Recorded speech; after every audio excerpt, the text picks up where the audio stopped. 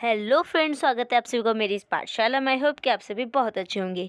आज की वीडियो बहुत ही स्पेशल रहने वाली है। आज मैं डिस्कस करूंगी कि हम अपनी स्टडी के लिए कैसे एक इफ़ेक्टिव टाइम टेबल प्रिपेयर करें। चलिए स्टार्ट करते हैं। तो अगर हम इस एक इफ़ेक्टिव टाइम टेबल की बात करें तो इसमें हमें काफ़ी सारी चीज़ें हैं जो ध्यान में रखनी है। चलिए स्टार्ट करते हैं।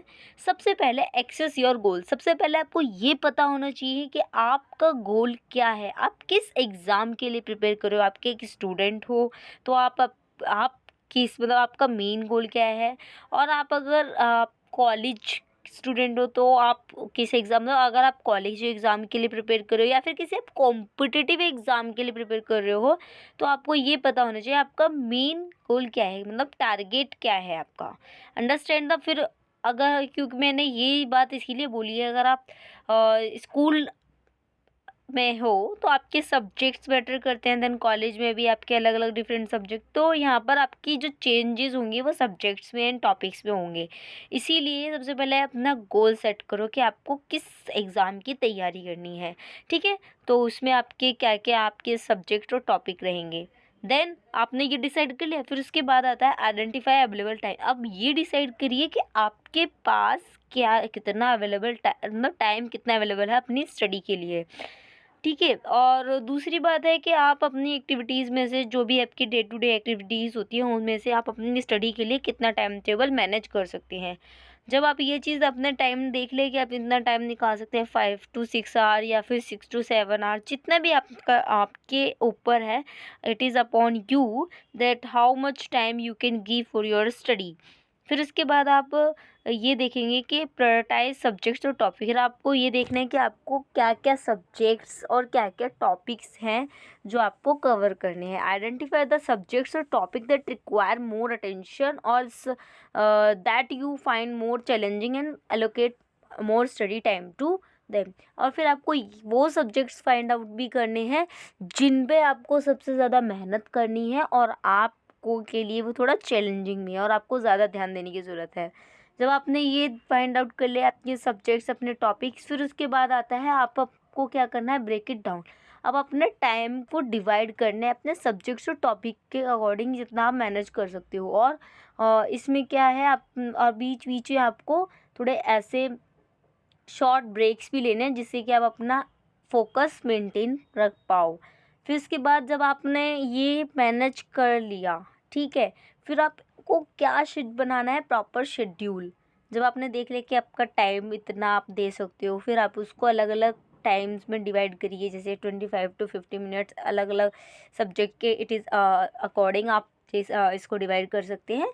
फिर उसके बाद आपको प्रॉपर एक शेड्यूल बनाना है। यूज़ अ प्लानर और टाइम टेबल टेम्पलेट और to map out your study session for each day और week. Be sure to include specific times for studying as well as breaks, meals and relaxation. अब आपको क्या करना है, एक proper time table बनाना है और उसमें आप डे पर डे के हिसाब से या वीक के हिसाब से भी अपना टाइम टेबल बना सकते हो।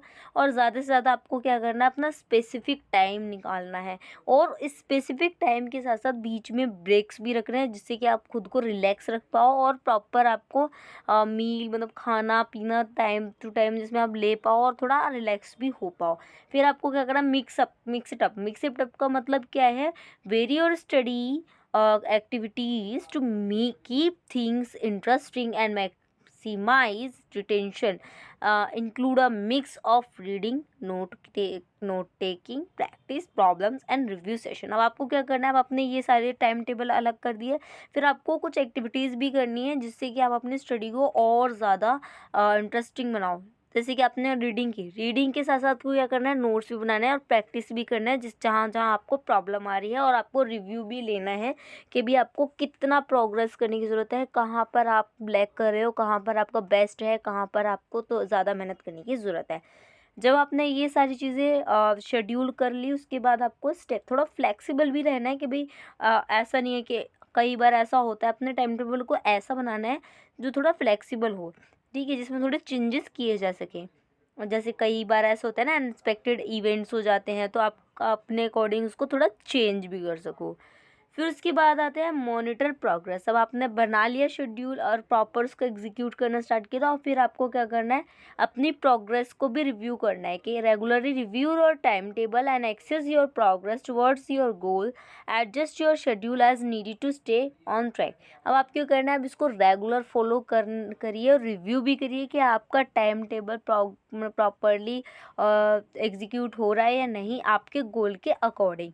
दूसरा, इसको ऐसा टाइम टेबल मतलब बना रखिए जिसको थोड़ा आप एडजस्ट करो। मान लीजिए आज मेरे पास ज़्यादा टाइम था, आज मैं कोई ज़्यादा बिजी नहीं थी, तो आज अपना एक्स्ट्रा आप टॉपिक कवर कर सकते हो। मान लीजिए कल को मेरा क्या हुआ, बहुत बिजी शेड्यूल रहा तो मैं कम टॉपिक कर पाई, तो थोड़ा फ्लेक्सिबल भी उसको, ताकि मतलब आप उसको अपनी नीड के अकॉर्डिंग उसको एडजस्ट भी कर सकते हो टाइम को, शेड्यूल को। फिर आता है स्टे कंसिस्टेंट, मतलब आपको रेगुलर अपने टाइम टेबल पर वर्क करना है। Stick your time table as much as possible and make study a regular part of your routine to develop good habits. अब आपको क्या करना है, अपने टाइम टेबल को रेगुलर फॉलो करना है, जितना आप इसको फॉलो कर सकते हैं स्ट्रिक्टली उतना। फिर इसको अपने रूटीन का एक पार्ट बनाना है और अपने आप में गुड हैबिट्स भी डेवलप करनी है। अब ये सारी चीज़ें जब आप कर रहे होंगे तो अब एक सबसे इम्पोर्टेंट चीज़ है जिसका आपको सबसे ज़्यादा ध्यान रखना है। Take care of your self, अपने आप का ध्यान रखना है। अगर मान लीजिए आपकी हेल्थ ही सही नहीं है तो क्या आप पढ़ पाओगे? क्या आपका फोकस उतना स्टडी पर रह पाएगा? क्या आप प्रॉपर टाइम टेबल को एग्जीक्यूट कर पाओगे? क्या आप सब्जेक्ट में उतना बेस्ट दे पाओगे? नो।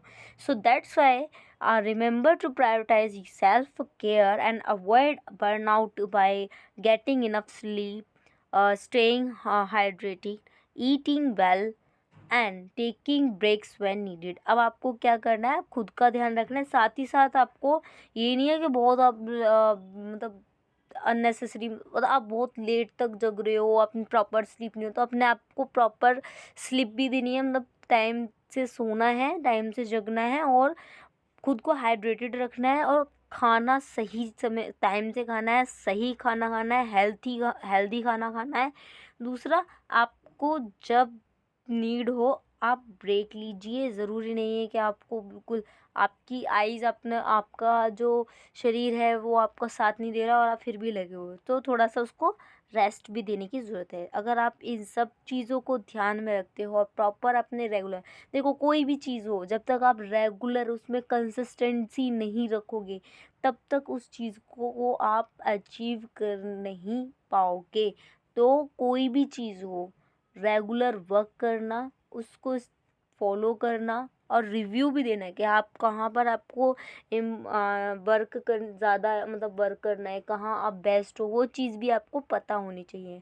आई होप कि आप सभी के लिए ये वीडियो बहुत बेनिफिशियल रहा होगा और आप इन पॉइंट्स को ज़रूर फॉलो करेंगे।